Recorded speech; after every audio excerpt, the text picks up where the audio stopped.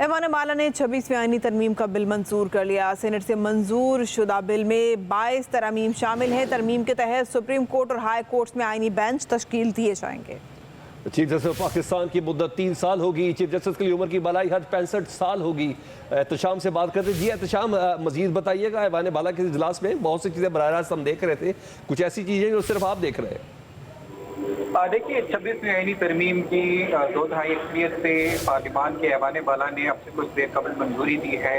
कुल मिलाकर इसमें 22 ऐसी तरमीम हैं जिन्हें आइन की 22 शिकों में मुख्तलिफ तरमीम जो हैं वो मंजूर की गई हैं, और जो तमाम तरमीम हैं वो जो है वो उनकी अक्सरियत सुप्रीम कोर्ट और अदलिया से मुतल्लिक है, और इसीलिए इसे अदालती इस्लाहाती पैकेज का नाम भी दिया जा रहा है।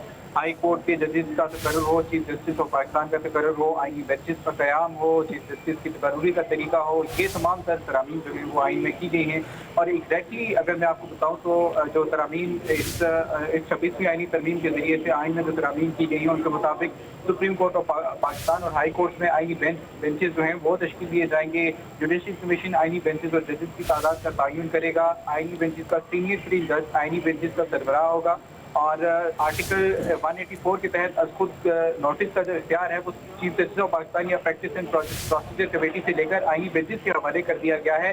ये एक बड़ी तरमीम है। आर्टिकल 185 के तहत आइन की तशरीह से मुतालिक जो केसेस हैं वो सब आईनी बेंचेस के दायरा इख्तियार में आएंगे, और सुप्रीम कोर्ट जो आईनी मुकदमा। ठीक है, तशाम साथ ही रहिएगा। नासिर भट्ट हमारे साथ मौजूद हैं। नासिर, आगाह कीजिएगा, आपके पास क्या अपडेट्स हैं?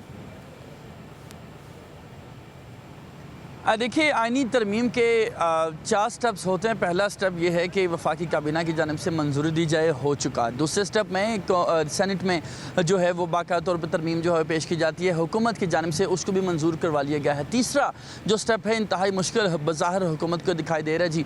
224 वोट दरकार होंगे, 220 वोट्स हैं हुकूमत के पास, 4 वोट मजीद दरकार होंगे।